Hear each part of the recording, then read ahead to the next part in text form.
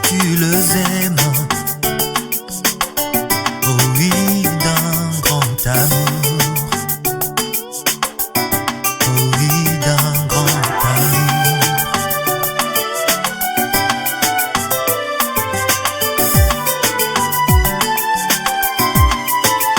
J'annoncerai.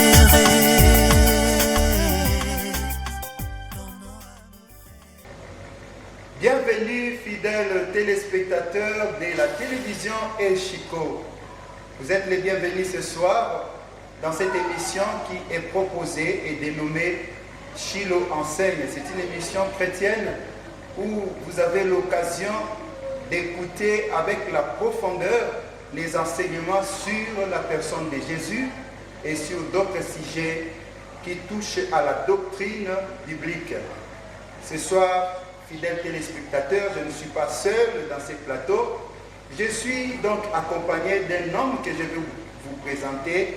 Il s'agit du révérend pasteur Florimond Kankone. Lui, il est le chargé des paroisses Cité de la Paix qui se trouve ici à Bibois.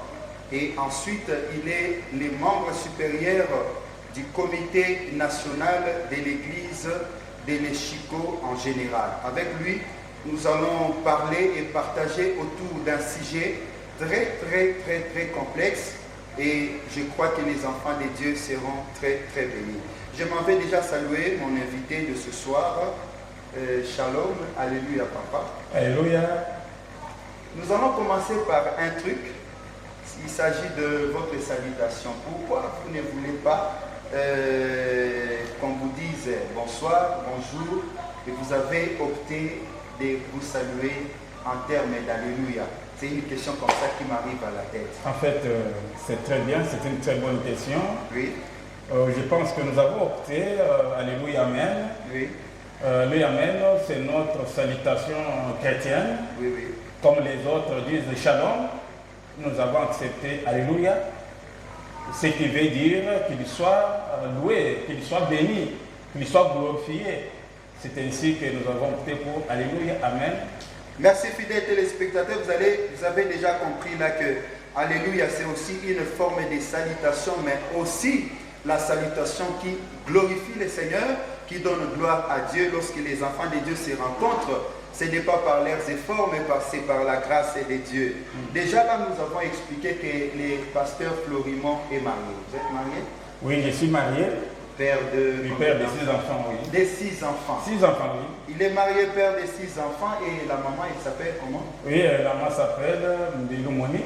Mbelou Monique. Avec qui on va totaliser d'ici là 20 ans de mariage. 20 ans de mariage. Vous avez assez d'expérience autour de ça? Certainement, on a assez d'expérience parce que durant notre vie conjugale, nous avons eu à parrainer aussi plus de 10 couples.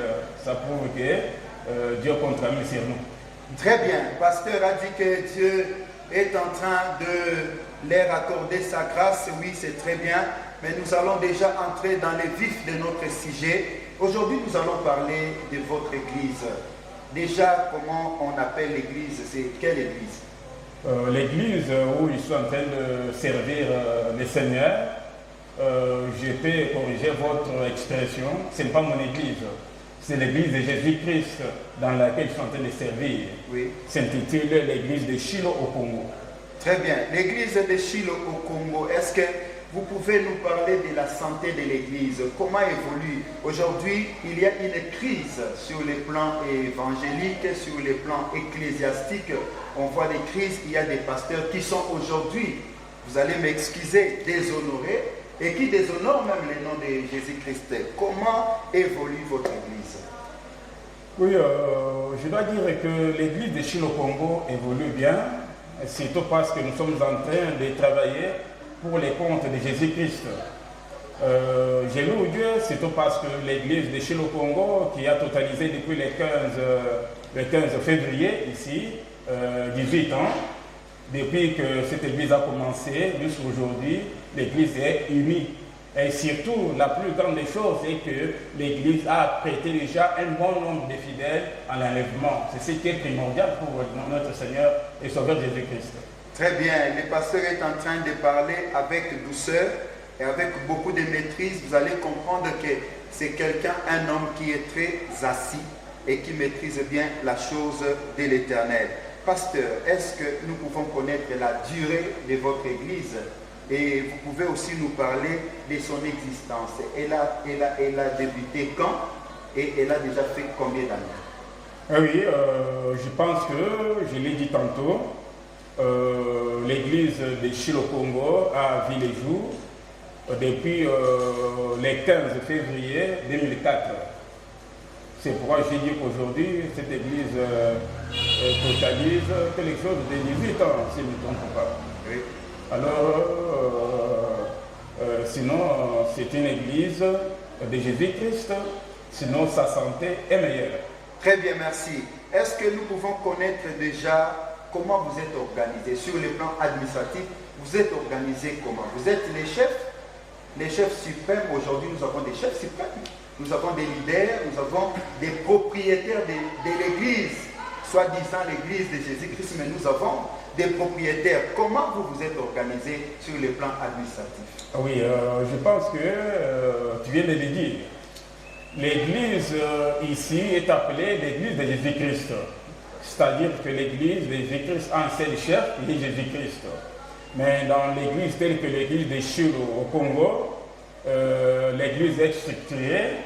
Nous avons le représentant de l'église, nous avons son bureau, nous avons aussi l'église, la structure provinciale, nous avons aussi des paroisses, nous avons aussi des cellules. Vous allez comprendre, très chers téléspectateurs, que l'église de Chilo au Congo, qui est donc abrégée ECHICO en sigle, est bel et bien organisée, parce que nous avons suivi les pasteurs qui nous a prouvé très bien que l'église a quand même un statut, et l'église est dirigée par l'autorité suprême d'abord qui est Jésus-Christ. Ensuite, sur le plan administratif, il y a un représentant légal suivi de son bureau, ainsi de suite. Nous allons les découvrir avec vous. Est-ce que le pasteur, vous pouvez nous donner un bilan jusqu'ici de votre église? En fait, le bilan de l'église de Chilo-Congo est tellement positif. Positif pourquoi? C'est parce que nous avons eu quand même à préparer le peuple de Dieu à l'enlèvement. C'est-à-dire que tous les membres qui sont mis à la disposition de l'église de Chilo-Congo ont eu quand même l'étiquette d'accès dans le royaume des cieux. C'est du moins ça, le grand bilan qu'on peut vraiment, qui fait la fierté de l'église de Chilo-Congo. Surtout que l'église jusque-là, c'est une église qui est assise, il y a la stabilité dans tous les niveaux. C'est ça ce qui fait vraiment le bilan de notre église que nous sommes en train de diriger. On peut dire par ailleurs qu'une église assise, c'est une église qui a beaucoup de membres, 50 000 membres, 2 000 membres. Vous avez combien de membres pour dire que vous êtes bien assis? Oui, je pense que vous pouvez dire que c'est une grande église, une église assise, parce qu'elle a 1000 membres, je ne sais pas, 2000, mais ce n'est pas ça ce qui compte aux yeux du Christ.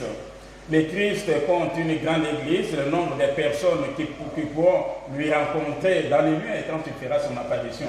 C'est ça une grande église. Et que moi je compte que l'église de Chilo se situe parmi aussi ces églises qui ont préparé ou qui préparent les enfants de Dieu pour rencontrer les seigneurs dans les lieux pendant son apparition. C'est du moins ça. Fidèles téléspectateurs, vous sentez là que le pasteur est vraiment en train de nous montrer la profondeur et la différence qu'il y a entre l'église de Chilo. C'est une question qui m'arrive comme ça à la tête. Pasteur, est-ce que vous pouvez nous donner ici une différence concrète de votre église, l'église de Chilo au Congo, avec d'autres églises? Qu'est-ce que vous avez de différent? Parce qu'aujourd'hui, tout le monde peut dire « je suis des dieux, je suis des dieux, moi je suis envoyé ». Il y a des gens qui sortent comme ça. Vous avez quelle différence avec nos églises d'aujourd'hui? Oui, papa, je vous assure que l'église de Chilo Congo a vraiment quelques points de divergence avec d'autres églises. C'est-à-dire que l'église de Chilo-Congo, entre autres, reconnaît vraiment Jésus-Christ comme le seul Dieu qui a visité l'humanité. Et nous avons la foi basée sur Jésus-Christ. L'église de Chilo-Congo reconnaît la parité entre hommes et femmes dans le ministère. Et l'église de Chilo-Congo reconnaît la manifestation du Saint-Esprit dans l'église. L'église de Chilo-Congo reconnaît le baptême du Saint-Esprit comme le seul et unique baptême qui soit d'actualité dans l'église corps du Christ manifesté dans l'église locale. J'ai entendu ici, pasteur, vous avez parlé du baptême. C'est un sujet qui fait couler beaucoup d'encre de salive au sein des églises, soit au sein de l'église actuelle. Est-ce que vous pouvez nous parler du baptême? Qu'est-ce que nous pouvons comprendre par le baptême en question? Oui, vous savez, en réalité, ce mot baptême ou cette activité qui soit principale dans l'église du Christ ne pouvait pas faire couler beaucoup d'encre et créer beaucoup de polémiques dans l'église. Parce que nous sommes les églises de Jésus-Christ, comme nous sommes une seule famille, et on ne pouvait pas voir des multiples formes de baptême. Alors, ça se fait parce que des fois, les personnes qui sont appelées serviteurs de Dieu ne comprennent pas de la même manière la Bible, ne comprennent pas de la même manière les expressions. C'est ce qui fait qu'on ait plusieurs sortes de baptêmes. Alors que les baptêmes, ces mots baptême, si on peut l'expliquer, signifie seulement plonger dans un point. Plonger dans, oui. Là, c'est ce qui veut dire baptême. Ce n'est pas dans l'eau. Non. Alors, si vous voulez dire plonger, plonger dans l'eau, ça là, vous avez spécifié que les baptêmes dont je suis en train de parler, c'est les baptêmes d'eau de Jean-Baptiste qui dit plonger dans l'eau. Mais les baptêmes tout court, c'est dit plonger dans point barre. Très bien. Le pasteur est en train d'expliquer, cher